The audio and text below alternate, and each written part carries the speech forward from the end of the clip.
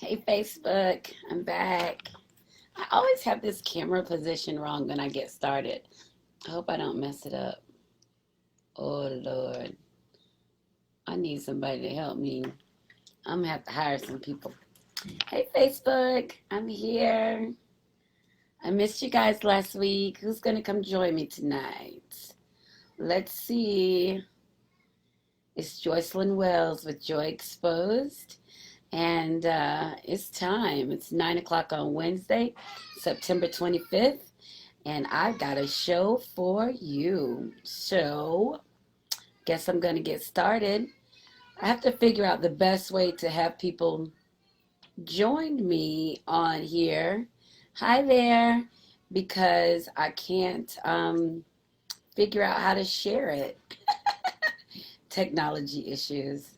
Anyway, so hopefully we'll get some people to um, join in with us. Anyway, it's Joycelyn Wells with Joy Exposed, and it's Wednesday night, September 25th.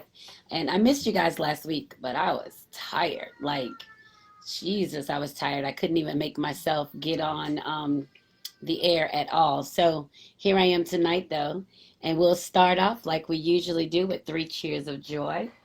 First, I'm happy for my tumbler. This is what I got from STM Specialties. Oh, I can never get in front of the camera. Okay. So this is a nice mug that she made. I'm giving away two of these tonight. So if you want one, I'll tell you how to get one in a little bit. Hi, Kim. So this is really cool. It's like a Yeti. So I'm going to give away two of these tonight because I like them so much. So my first cheer of joy is for Stephanie. She's awesome, and she's been putting these on Facebook. She's making so many different designs with football teams and whatever you want. So hi, Stephanie. I was just saying how you're making all these really cool tumblers, and I was showing mine off, so I'm really pleased about it. I might have to do those for Christmas presents. So that's the first thing I'm thankful for tonight. The second thing I'm thankful for tonight is I did a step challenge last week. I'm always in the step challenge, but I don't ever really participate. But last week I kind of put some umption behind my movement, and I won the step challenge, which is really cool because there were five of us in it, and we were all within like 10,000 steps of each other. So I really could have lost at any moment. Maybe if somebody synced or something. But anyway, I won, so I'm taking that as a celebration. So I'm really excited about that. My third cheer of joy is that, oh, new wine glasses. I can't wait to see those.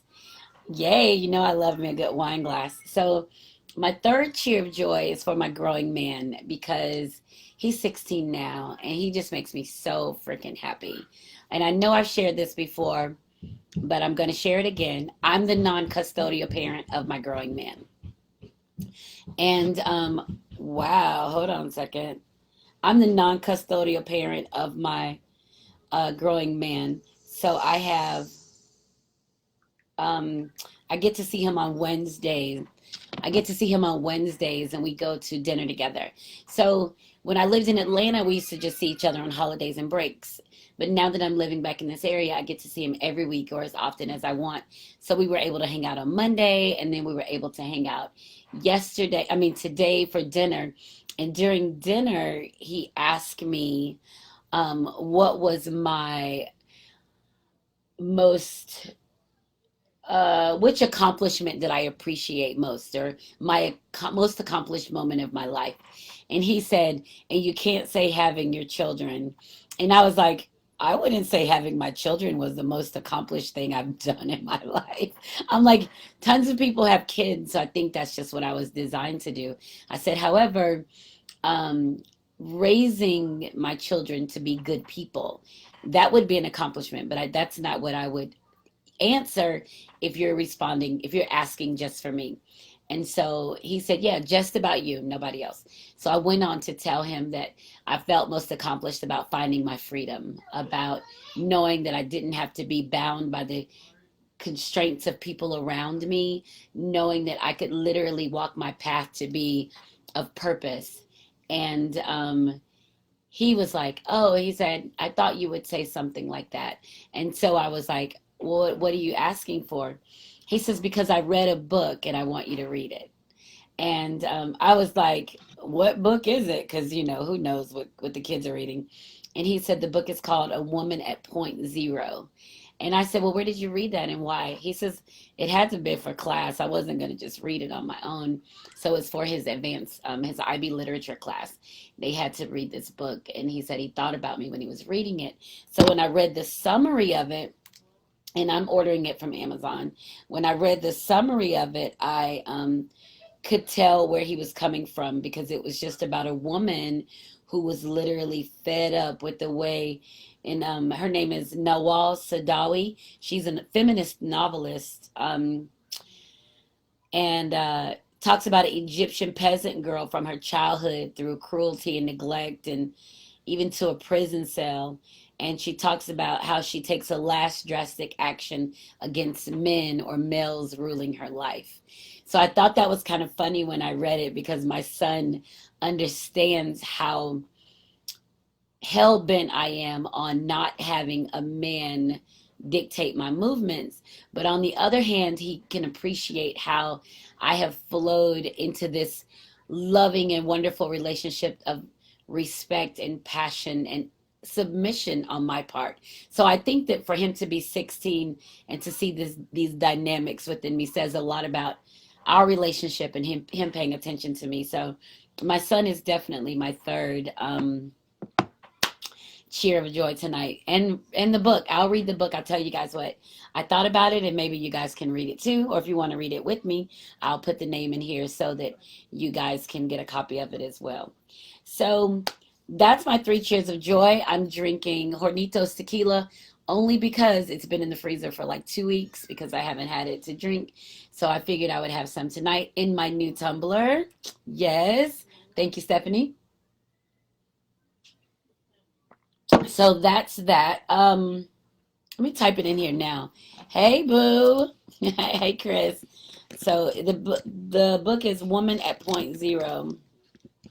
I'm gonna put it in here by, let me find her name again, just in case you guys want to look it up, or we can read it together if you guys want to do a little book club action.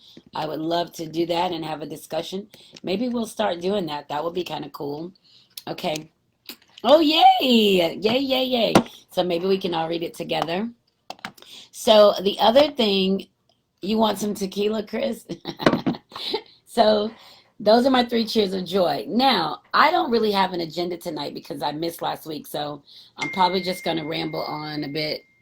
Um, I'm probably just going to ramble on a bit about things that I've come across and things that have made me happy. Why not, right? So I'll go back to last week on the 18th when I didn't do the podcast, and I need help with this in my life because I don't ever feel comfortable being tired. Like it doesn't make sense to me to be tired. So when I'm tired, I don't know how to just sit my ass down and be still. I feel like I got to do something anyway. And then finally exhaustion takes over and I just have to submit to the moment of being exhausted. And that's how I did. That's what happened last week. So it was the weekend before and all the way through probably Thursday that I was just like out of it. I could barely even function. So I guess I'm also happy that I work for myself when it comes to doing my books and my podcast. That when I can't do, I can say I can't do, and I can just count myself out. So I really missed doing the podcast last week. I thought about it over and over, and believe it or not, I felt like I let you guys down because I didn't do the podcast. I felt like, oh my God, I didn't do it. I let them down. I probably had some good information, or somebody had information for me, and I missed it. So I did feel bad about that. Got to work on that guilt, right? But since we were talking about ruminating, I had to not think about it a lot, forgive myself, get some rest, and keep it moving. So that was really kind of cool for me because the weekend before that, I just laid around and did nothing. Like I barely walked 200 steps. I slept on and off and on and off because I was so tired because I work a lot. I work a regular job. You guys know I teach. And then I do my other stuff, which I could literally work about 20 hours a day, always thinking of something, always trying to do something, trying to finish this book, trying to set stuff up. So I really work a lot and try to maintain an active lifestyle with my children, my grandbaby, and my guy, right? So I really just probably burn it too much. But Anyway, I'm working on it. And fortunately, they're kind enough and understanding enough that when I have to tap out, I tap out. So um, that really did me a lot of good. And so that was me being off on the 18th. The good part about me being off on the 18th is that my guy came into town on the 19th, and then we just hung out literally all weekend with my family. We had a great time. And that's another thing that I think about everything. I have to think about my family is growing so much, like so fast. Like there's so much love coming into my family and so many new personalities. And it went from being me and mom of three, like I talk about leaving my marriage and it's me and my kids and it's just us. But now it's me, it's my kids. My youngest daughter has a husband and a baby. My oldest daughter has a boyfriend and they're serious. And then I'm in a relationship and my son. So it's like so many things happening at once. And I'm like, how do I balance all of it? How do I balance all of it? So I really have to make sure that I chill completely out. So, and just accept it as it comes because I haven't been surrounded by so much love before. And I always envy people who have so much love and that family connection that they're always together. Like I never really had that. And I said that in another show that I was always a loner. Like I just did my own thing and now they're like people. And I'm trying to make sure that I'm acknowledging everybody and still giving of myself to giving of myself to everybody and being able to love everybody. So that's really interesting for me. So I called out sick from the radio, from the podcast Wednesday, and then I took Friday off from my work, right? I took Friday off and I hung out all day with Faceless Love and my grandbaby Ariel. So we had a play date, Ariel and I, and we had a good time. We walked around Davis Island and we looked at boats and we went to the airport and we went to the playground and she and I had just an awesome day together. And I wore her little butt out twice in one day. Her little butt was tired, and so that was really fun hanging out with her and just listening to her and spending a day of just our time. So we both played hooky on Friday, and we hung out all day, and that was really cool. And she loves being with her Grammy. She thinks I'm pretty terrific, probably because I played too much. And I can do all the stuff with her that I couldn't do with my own kids. I got different resources. My patience definitely different. And the grandkids go home. They don't stay. They go home to their family, to their parents. And that's exactly what happened. So I took off Friday and I just kind of got myself together. And then Saturday I hung out at my favorite cigar bar. Love, love, love my cigar bar. You guys, if you ever come to Tampa, I'll definitely take you there because it's one of my favorite places to go. A lot of good energy, good people. Kim, I didn't see you there. I was looking for you guys. So a lot of good people and just good energy. And I love hanging out with them. So that was cool. And then Sunday, I chilled again and we went to a birthday dinner with Jasmine, turned 23. So she had a birthday dinner. We all went. And it's so weird because now, finally, after all these years of being divorced, me and my ex-husband and his wife and all the kids and even Faceless Love, we're finally at a place that we can be together in one place without it being some yucky energy, right? And so I think my ex-husband and I really had to grow up because we were together for a long time and there was love there and there were children and so it takes a lot to separate who you are and who you were and what you felt like you should have been and what you weren't, all of that. So he and I had we all had a really good time together. And I think it's probably taken his new wife a little time to kind of get acclimated to us hanging out, right? To everybody being together, laughing and talking, because I think she's still trying to figure out where she's relevant or if she's relevant or how to fit in. But that I think that takes time too. And we'll just be patient with her and continue to love her and just to let it, where it doesn't matter that she's here. I mean, it matters that she's here because my ex-husband loves her and that's his wife. But we existed before she got here. So, you can't walk into a situation and demand to be relevant.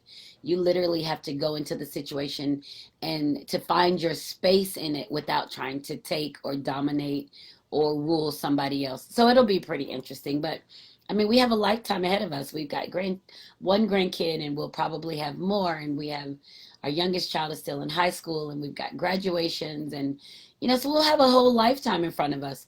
So she'll find a way to fit in and to find her place of being relevant. But it's not for me to stress it. I'm just not going to mistreat. I'm not going to mistreat anybody. It's not how I operate. So Sunday was great. We had our dinner. And then Monday, Faceless Love left. I wanted to cry. It was a miserable Monday.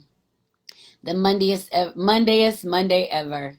I was so sad, like all day. But we get over it. We do it each time, and I think it's getting, I can't tell if it's getting easier, if it's getting harder, but whatever it is, I hate to see him leave. And that's really that's neat for me to not want to see somebody leave, because I'm usually like with a man and be like, bye, just get the hell away from me. So maybe I'm growing up. Maybe I'm in love. Woohoo. Who knows? But I know men know you ain't got to stick around for me. So this is really different for me. So I like it a lot. Like it a lot. So that's that. That was my long week of resting and loving on my family and hanging out and building those connections. So that was pretty cool. Let's see what else. And then, something great happened. Well, two things happened last week that we didn't really talk about. We didn't get to talk about. I had two articles about me, two different magazines last week. One was on Tuesday, maybe one was on Monday, one was on Tuesday, or either Tuesday, Wednesday, whatever. It was back to back. So two articles, one about me and my cigars, because I guess that's really captivating. It was Women of the Leaf, and it's probably about 10 women that were featured and their ideas about smoking the cigars. And the author of the article told me that he really enjoyed the way that I expanded the questions and talked about it, and he wants to do an article on me and my writing. So that's really cool. So there's going to be another article I can't wait to do. And I was thinking about how I want to do that. So that will be a live article, and I want to have a photographer on scene during the article, I think, and I want to be like I'm writing. So I'm trying to figure out how I want to do that. But I figured if I'm going to have someone interviewing me and I can have the photographer catching pictures of it, I can use that as in my portfolio. And I have an awesome photographer here. His name is Rod Cambridge. So I'll include him on it. And I think I want to do like some semi-nude shots, because that's how I'm most comfortable. If you guys don't know that about me, I'm probably a nudist, right? So I'm most comfortable when I have on the least amount of clothes. So it's always a struggle for me trying to figure out really what to wear when I go somewhere, because I'd really rather go naked. And so it's always like, what am I going to wear? It's not what am I going to wear because I got so many options. It's like, what am I going to wear because I would feel better if I were naked. So I think I'm a nudist, and so I really want to do something kind of sexy. And I'll let my photographer play with that too, to kind of see what his ideas are, because I know he would enjoy that. We've done a couple of, thank you. We've done a couple of semi kind of, with some boobs showing in public places. And that's really hot if you're in a public place and people are passing by, but you're kind of showing like bits and pieces of your body, and they don't realize because it's dusk and they're just going. So I do believe I am a nudist. And my mom told me that it doesn't matter that I'm getting older and my stuff is starting to jiggle. So I need to wear some Lycra. I need to put on a shapewear or something. But I hate that shit. But, oh well, what do you do, right? I mean, So that's kind of funny. But so anyway, that's going to be a really cool article, and the pictures are going to be super freaking hot, because in my mind, I can already see it. So I just have to get to a point that it's done. So when I set that up, that's going to be amazing. So the other article was about me as an artist, and it came out in this online magazine and print called Voyage ATL. And it talked about me as an author, and it had, question and answer. And that was really cool, just to see your name in print and other people get to read it. So I was really excited about that. So two articles and just a lot of publicity.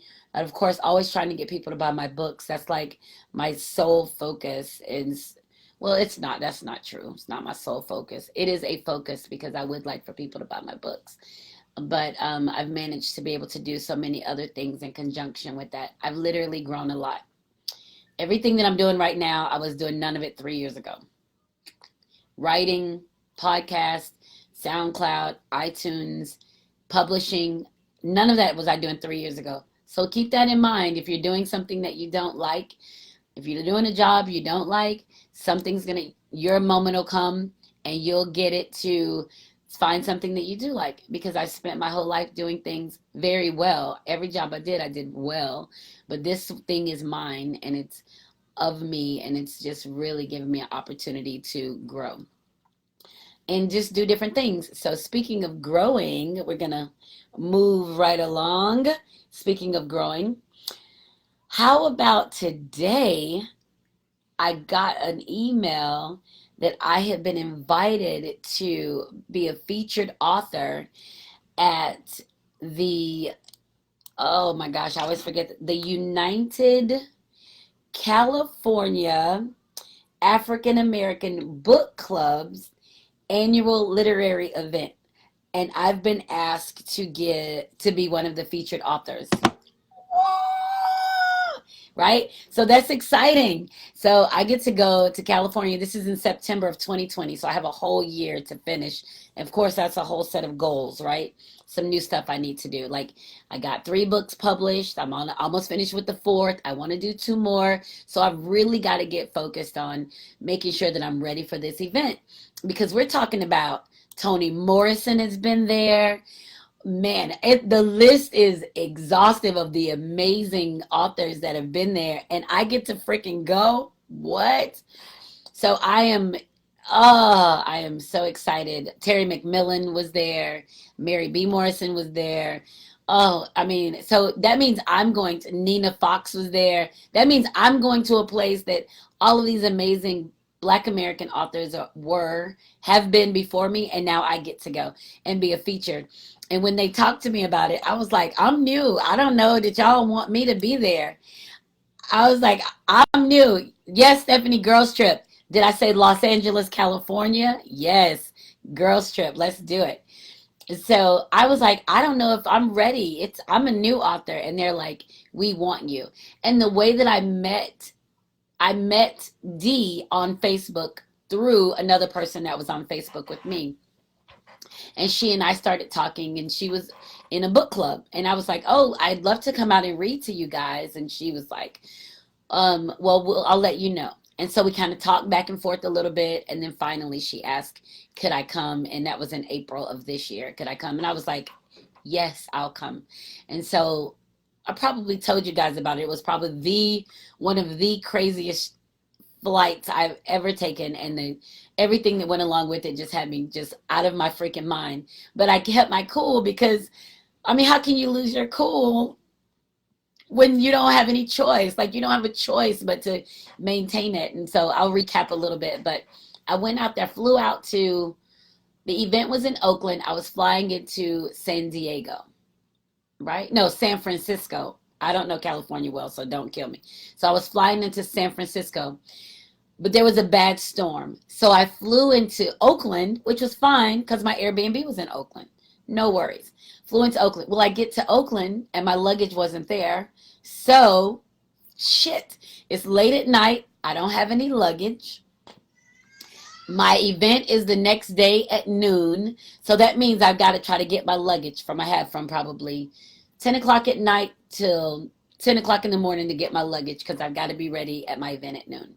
Well, I find out I don't have any luggage. I decide, well, I'll just ask my Uber driver to stop by a Walgreens or Walmart. No, Walgreens, Walmart, so I can stop and get some toiletries, because I'm only going to be there 2 nights, right? So I'm only going to be there Saturday night and Sunday night. I leave Monday morning, right? So I just need some toiletries.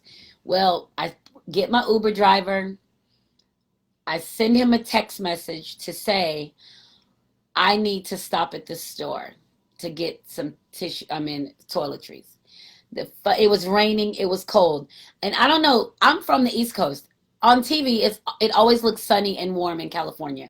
So I've got on tank top. I've got on It's cold as hell. It's fucking raining. It's April. I don't even have a jacket. I'm like, okay, just I dug deep into my brain to kind of get to a place that it's not going to kill me. That's my motto. It's not going to kill me. No big deal. Anyway, so I send a message to my Uber driver. I'm going to need to stop and get some things. I get a message back saying your driver is hearing impaired and may use listening devices. I was like, what the fuck? I'm just like, what am I going to do? So I get in the car. I'm trying to talk to him. He can't understand me. I know, hilarious. He can't understand me. So he pulls out a tablet. He stops the car like in the middle of the airport, right, lane. He stops the car and start writing on another tablet, and we're writing back and forth. And I'm like, first, I'm a word person. I talk a lot. So I'm like, I need to go to the store. And he's like, store? What kind of store? And I'm like, oh, just like a 24-hour store. And then he said something back. And then I just wrote toothpaste, question mark. And then he wrote Walmart. I was like, yes. So now keep in mind, it's 10:30 at night. I'm in California. So that means for me, it's like 1 a.m. We go to freaking Walmart. So I'm like, holy shit, it's going to be so many people in here because Walmart is the freaking worst in the middle of the night. I don't care what. There's nobody on the register. It's 100 customers in there. I was like, fuck it. So I go in Walmart. I'm running through there getting stuff. I got some leopard print shorts. I saw they were cute. I had to get them. They were in my size. I got some shorts. I bought some potato chips. I grabbed a bottle of wine, toothpaste, toothbrush, contact lens solution, and some pajamas. Ran to the front. Lo and behold, it was one person in front of me, and that was it. So I get in line. I pay for my stuff. I go outside. Couldn't remember what Uber I was in. I was like, is he gone? I'm going to call another Uber. I was just like delirious at this point. So he's flashed his lights. He saw me. I got in. He took me to my Airbnb. Get to my Airbnb, my little lady in there. Her name's Holly. I call her little lady. She was young. She's younger than me. Holly was waiting up for me, and I apologized because I didn't mean to get to her house so late. But she was like, I just, wanted to welcome you. And so she and I started talking, and I said, well, I got to get up early in the morning. I got to go to San Francisco and get my luggage because it went to San Francisco, and I came to Oakland. And she said, oh, I've got to fly out of San Francisco in the morning. Why don't we ride together? And I said, well, what time? So she said about 9. And I said, well, I really want to go early because I got to be at this reading that is for me. Only me. I'm the only author there. I got to be there at noon. So I need to just go ahead and go early. So she asked me, this is how you know how awesome people are. She said, do you know how to drive a stick? And I said, yes. She says, well, just take my car and just park it when you get back. I've never even met this lady ever. And I was like, no, I'll take the shuttle. I'll just look how to get there. I'll get an Uber to the train station. I'll take the train. It'll be fine. Because I was like, I'm not going to be driving her car stick shift in all these hills and shit in San Francisco, whatever. So we were saying good night. And before she went to bed, she said, Joycelyn, and I said, yes. And she says, you have to be one really well-adjusted person. And I was like, well, why do you say that? I don't have a choice. And all I was thinking was I wanted to get to my damn bottle of wine. I was like, well, why do you say that? And she says, because your luggage is somewhere else and you're here and you're like, nothing is wrong. I said, well, what else can I do? I don't have a choice. She said, you have a choice. You could be pissed off and in a horrible mood. And I said, no, I can't. I said, I have to be able to rest tonight because I've got to be able to give the book club members what they want tomorrow. So I've got to just get some rest. And she says, well, whatever you call it, I'm happy to meet you. So I went to bed. She left the next morning. We never saw each other again. And I was at her house by myself.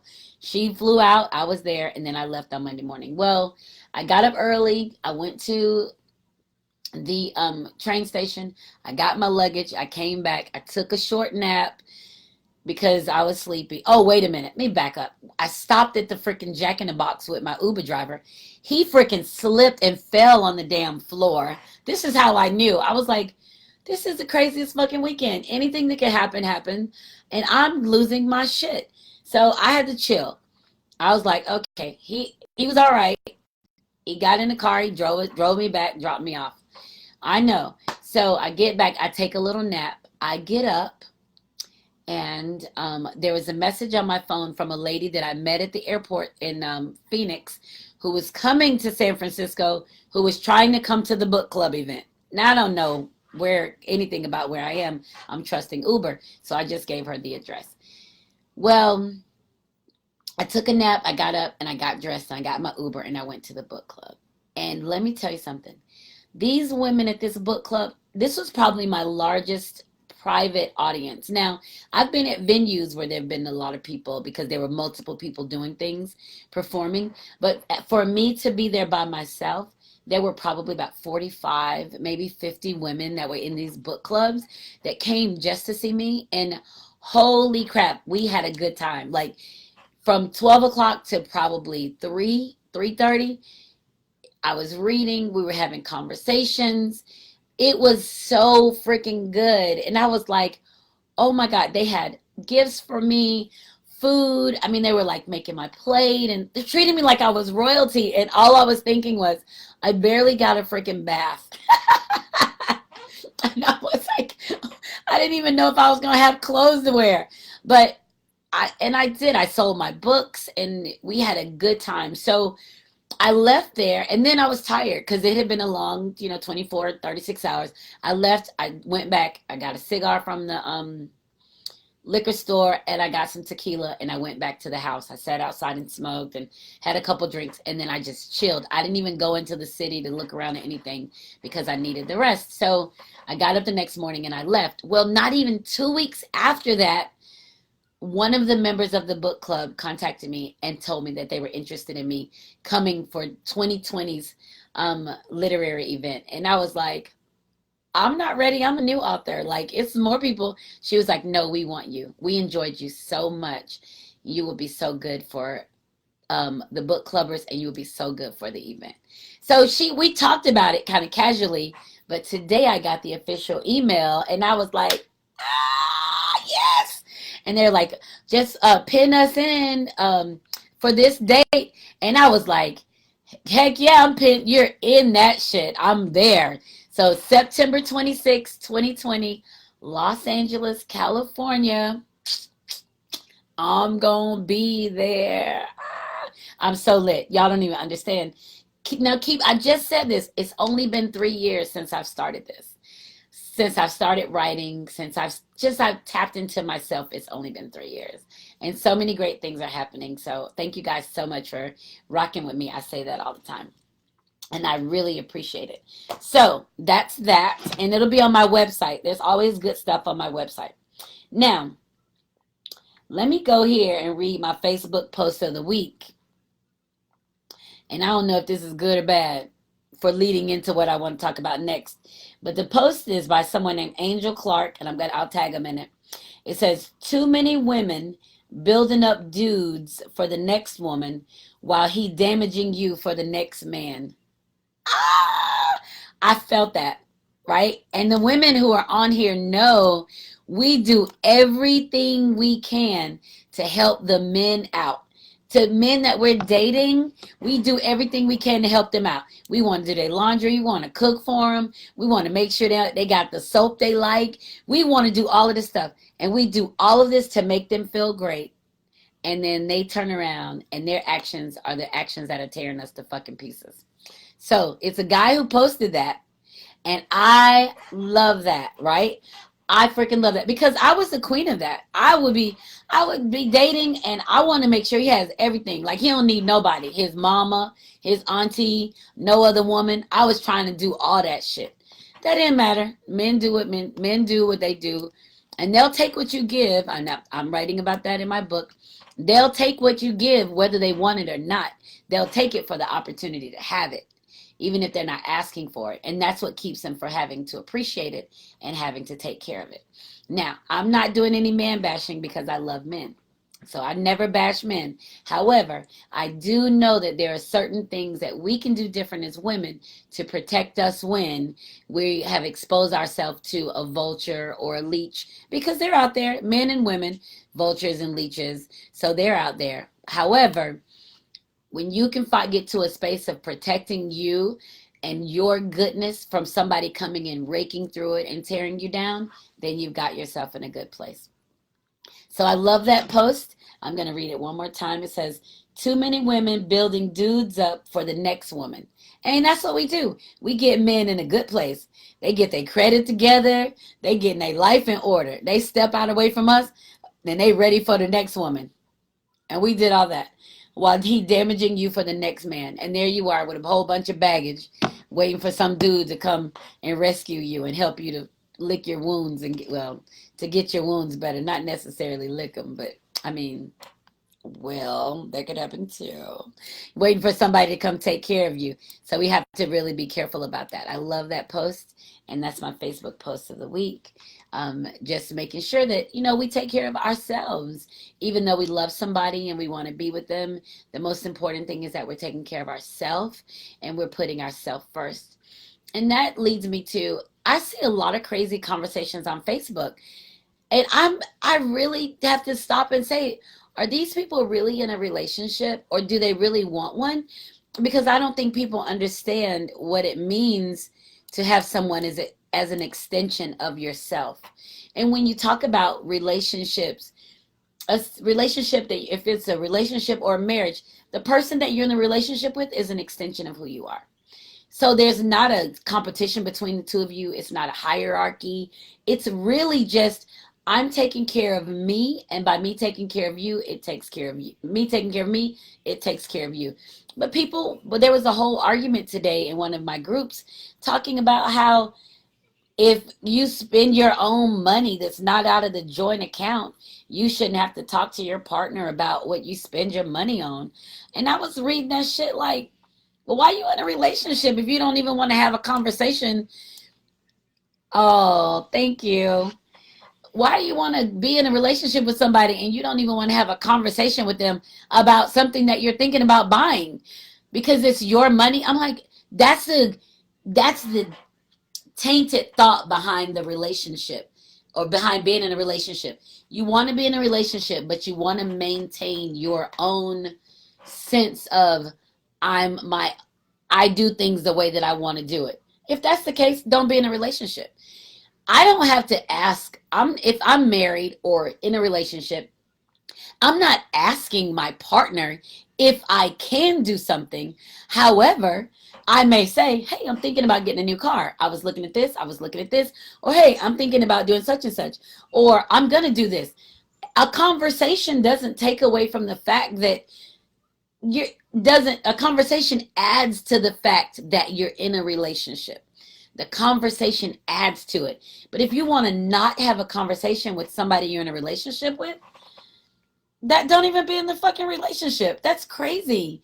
So when you try to hammer relationships down to these couple of different things, you're not even setting yourself up to be good in a relationship. You're literally setting yourself up for failure because you're not open to being open in the relationship. Now, I'm the queen of it. I've been in some sucky ass relationships. I tell you, I ain't even scared of it. I have been in relationships. And I can't blame nobody but myself. And the reason I say that is because I knew that shit sucked.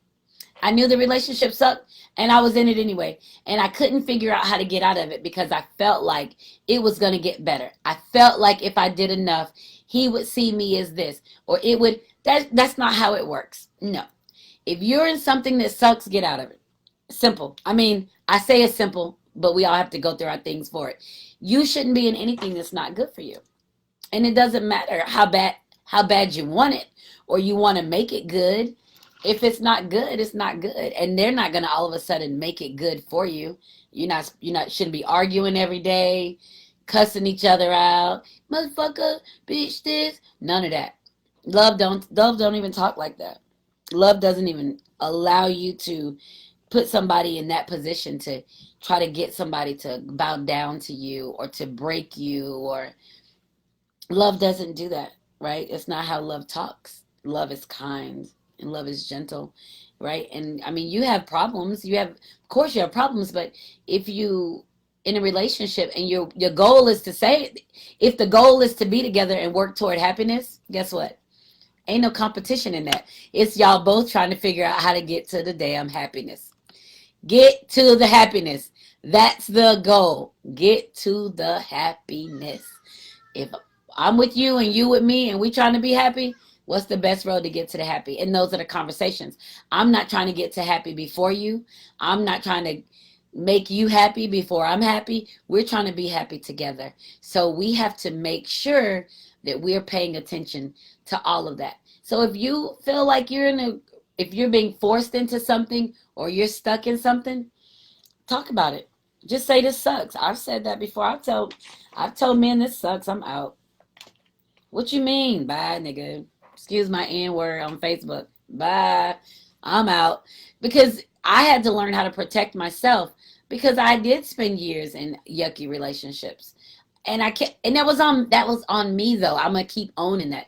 Not because somebody else. It was because I was looking to somebody to do. I was looking for somebody to save me. I was looking for somebody to love me instead of looking at myself and loving myself. Now, the way that I can be in so many sucky relationships is because I love men. I'm a sucker for men. I have been.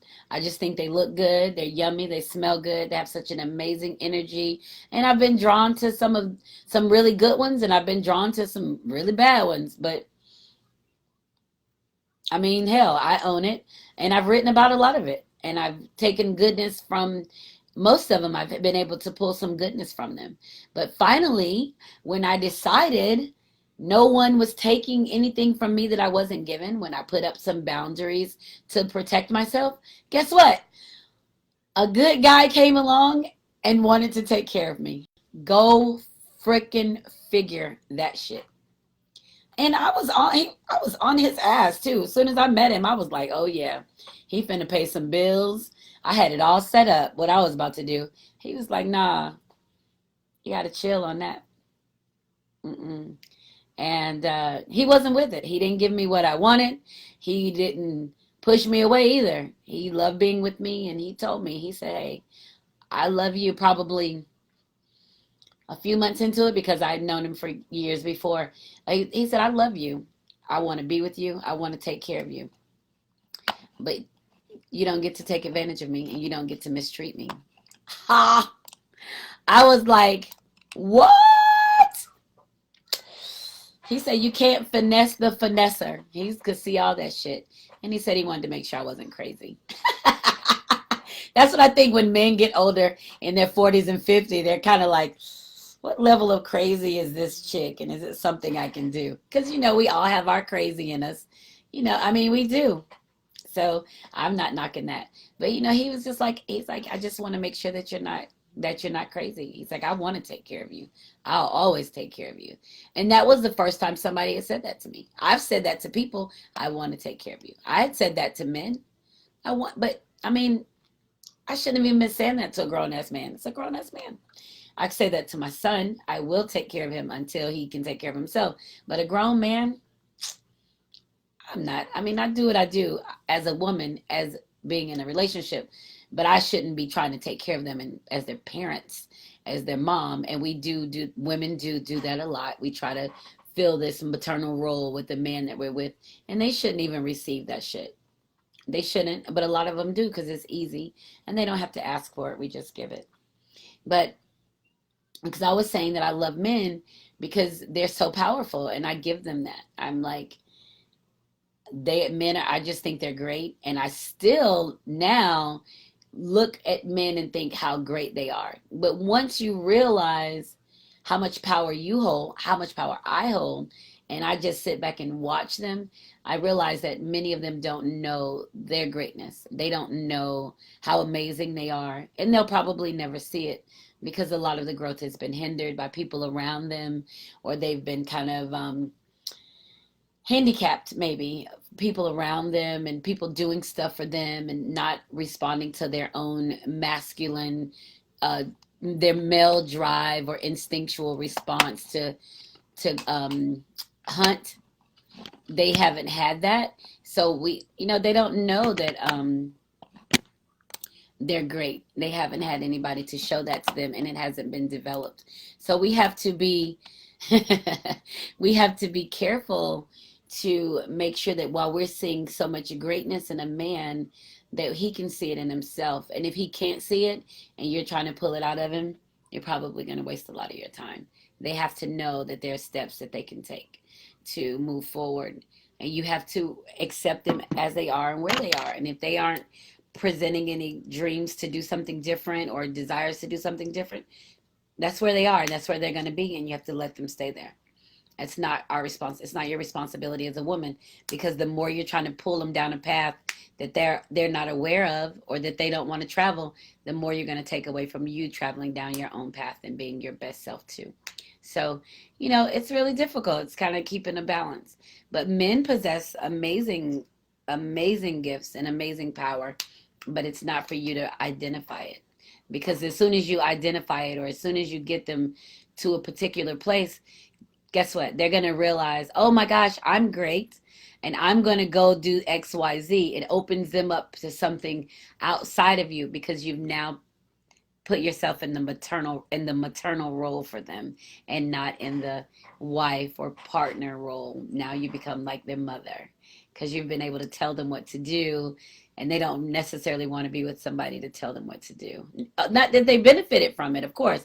They benefited from you telling them and giving them guidance. But when it comes to them guiding someone, they can't do it with you, because you now taking on a new role with them to become in the mom. So it's a really interesting dynamic. But I love the men, and I love my faceless love. He's my guy, hands down. As a matter of fact, that's right, you're mom to them then, as soon as you give them some guidance. And Shamir knows she's on that. That's the thought process. And I love my faceless love. And believe it or not, guess what? I swore, my mom even said something to me about this. I was like, I won't ever get married again. I'm good. I'm single. I'm having a great time. But I'll tell you what, if he proposed to me, I'll say yes. I'm married. And that's the thing. I'm not saying to him, we've talked about it, being married. But if he wants to marry me, that's the key. If he has chosen me for his wife, I will marry him. If he hasn't, then I won't marry him. I'm not going to be pressed about it. I'm just going to keep it fucking moving. Like, not keep it moving that I won't see him anymore, but that means I have a whole life ahead of me to live, and it doesn't involve me being his wife, right? So I'm not going to limit my movement if he doesn't, and we stay in this position forever because I love him. I'm not going to do that. I have to continue on my path. I have a desire to travel. I have a desire to see the world. And maybe that's what it's supposed to be. Maybe I can do both of them. I don't know. But I know that I'm not supposed to stand in place waiting for somebody to decide if they want to take me as their wife. I know that I'm not supposed to do that. So that's sailed. That I've been there, done that. Got a t-shirt and divorce decree. So I'm not going to do that anymore. I know that I know that I have to move on my own path. So, we'll see how that plays out. And he's a great guy. I love him to death. He does so much for me. Just such an amazing energy. And yeah, so, but I think when we think about men and what they mean to us, I don't know how many people are on here that's single right now, or that's in marriages, or want to be married. But when we think about men, we have to think about men are men. We're not their mothers. We should not ever mother them. Never, ever, ever. So if you marry a man if you're with a man and he doesn't clean up, before you marry him that he doesn't clean up. He's not going to all of a sudden start cleaning up. That's going to be a role that you take on, cleaning up. But as far as you bitching and moaning and complaining about him not cleaning up, you signed up for that. You took that on when you married him, somebody that's not tidy. Now, there will be other people that are not tidy too, and they're okay with it. But if your complaint is that you don't clean up and you already knew it, you took that on yourself, and you don't even complain about that. You can't teach him how to clean up. You can do little things like change the location of the dirty clothes hamper. Maybe they'll put the stuff in there by accident. But if it's going to cause you frustration and grief and make you argue, then don't do it. If it's going to be something that's going to stress you out, don't do it. Especially if you don't have kids. So if you marry somebody, if you're tidy and you marry somebody that's not, and then you got kids, so now you clean up after your husband and you clean up after your kids, trust me, that's a bad fucking position to be in. And it pisses you off where you start getting angry. And if you're processing the anger, you're feeling that. That's on you. You can't be mad at him because he's nasty as fuck. He was nasty when you married him. So you have to let that go or not marry him. I mean, I hate that sounds crazy, but it gets like that. You know, if you marry somebody who doesn't know how to take care of their money, if they can't learn, or if they don't have any intention of learning, guess what? That's always going to be a problem. That doesn't necessarily go away because you fuss at them about it. That's who they are. That's what they do. They've got to have an appreciation for the money. They've got to have an appreciation of their credit, how to spend it. That's just who they are. You're not going to fuss at them and make them start spending money better. I'm sorry. I mean, that's just, we have to accept people as they are. If you marry somebody that works for the city and they drive the dump truck, guess what? They drive the dump truck. They're not going to go do something different because you see something different in them. They've got to see it in themselves and want to do something different. We don't get to dictate that for people. You can't control anyone. That's right. You cannot control anyone. You have to let people exist as they are, and they have to respect you and allow you to exist as you are as well. They're not going to they might want to tell you what to do. I had a guy tell me one time, you think you just all of that.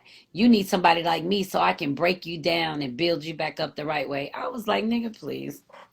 You got the wrong one. I will chop you up into pieces and bury you in the backyard and then pour me some tequila. Wrong one. So that's me. So you can't even talk sideways to me like that. I don't play that shit. Don't even talk sideways to me. Don't even think about raising your voice at me or hand. And now some people can deal with the arguing and somebody talking down to them and I can't do that. You raise your voice at me, I'm gonna be like, yo, we got a problem? Did you mean to talk to me that way? Is it intention? Shit, you can't talk to me any kind of way. I don't do that.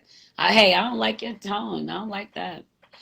I'm sorry. And I was just saying, well, hey, say that shit different. Put some smile in it. Put some love on it. But you can't talk to me any kind of way because I'm so aware of the way that I talk to people all the time that you don't get to talk bad to me. I don't care. You had a bad day at work, whatever. I'm the closest, so that means I'm the easy target, but you don't get to talk to me any kind of way. I don't like it. It hurts my feelings. Well, it used to hurt my feelings. Now I just be like, stop talking to me like that, or stop talking to me. And that's the worst thing you can tell somebody that's trying to come at you is stop talking to me. Let me tell you this funny story. I know it's almost time to go, but I have a problem with men because I was in such a yucky marriage and then my relationships after. And I say that all the time, and I work on it. So I have a problem with them, but I love them, right? So it's definitely something that I work on. So we have a man that works with us. He's a bully. He teaches math. Older black guy. He's older than me, probably 5 or 6 years older than me.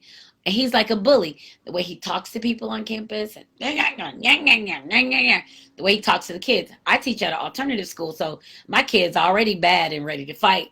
But I have middle school, so I'll tell my student, I try to get them calm if something's going on because I need them to perform in class. I need for them to be safe with me, and that's how I handle it. Well, one morning, this teacher was talking to one of the male students. He was in the 7th grade. The student's in the 7th grade, and he was fussing at him about something that happened yesterday. Well, I had him first period, so I told the male student, come with me, let's get to class. And he was like, the teacher kept talking. So the male student turned around, fuck you. I'm like, hey. So we talking 7th grade. I'm like, hey, come on, let's go to class. I put my hand on his back. I was walking him out of the cafeteria. So the male teacher said something else, and the student turned around, and I said, "Don't say anything, just keep walking." And he was like, "I'm talking to you, to me." What? In front of, and we were in the, all the students were in there. "I'm talking to you." I turned around and looked at him. I said, "Well, stop fucking talking to me." And I turned around and walked out the cafeteria, and my assistant principal was standing right there, and she said, "Have a nice day." I said, "Well, thank you, you too." And I kept walking, because I'm like, don't fucking talk to me any kind of way because you a bully. I don't take that. Like, and I mean, and we were in front of the kids, right? So that made me uncomfortable because the kids will never see me lose my cool because it's alternative, and I would have to, you know, get one of them riled. If I get riled up, they gonna get riled up, and so I just try to maintain that balance. But I just had to had to get him off of me, and so we ended up having a meeting with our principal. He was like, "Well, sometimes I don't know what I'm saying, and you know how it sounds coming out."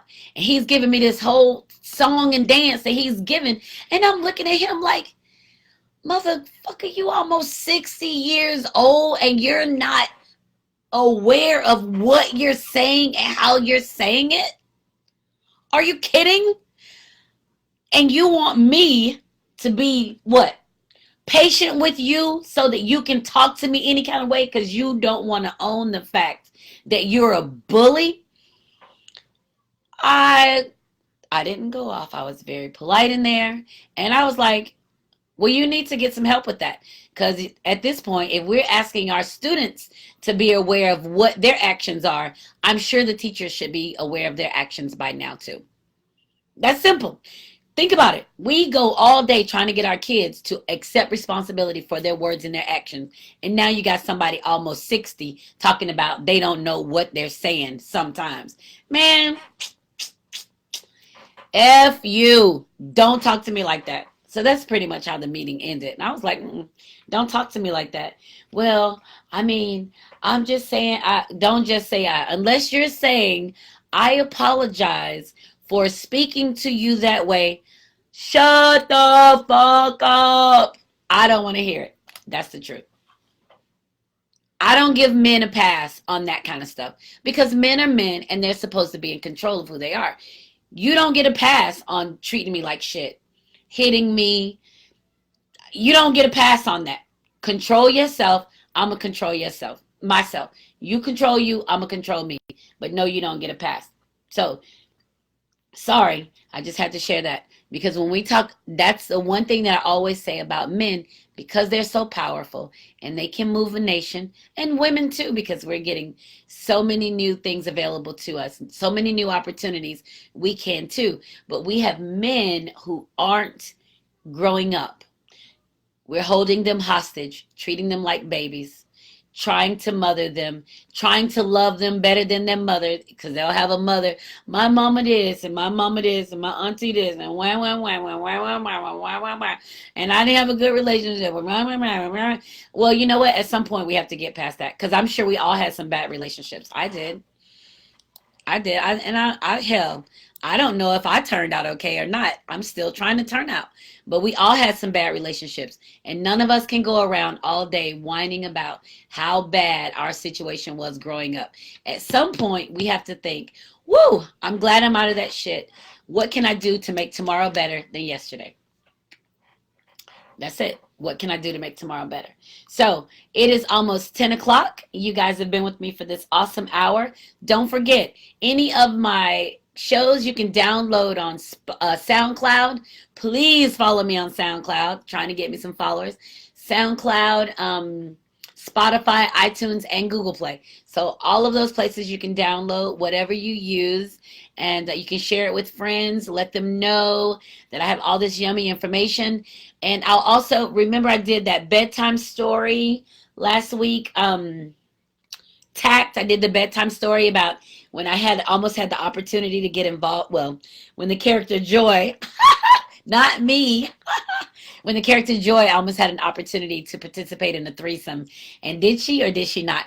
But that'll be downloaded as well, so you can get that. And what else? I think that's about it. Oh, I'm giving away 2 tumblers tonight. If you're interested in getting a tumbler, send me the first 2 people that send me a instant message, either on Joy Exposed or Joycelyn Wells, and your address will get you a tumbler. It takes about 10 days before they're ready. She puts a lot of time in them, and we'll ask you what you want on them. So that's really cool. So I'm giving away 2 tumblers, and I'll be in Gainesville on October 6th to do a reading. I think Stephanie sent me a message about it being homecoming, so I got to figure out if I'm going to go or not. I don't know if that'll be good, but I definitely want to. And that's it. So thank you so much for joining me on Joy Exposed. I'm Joycelyn Wells. And remember, when joy is exposed, everything just feels better. Mwah. See you next week. Bye, y'all.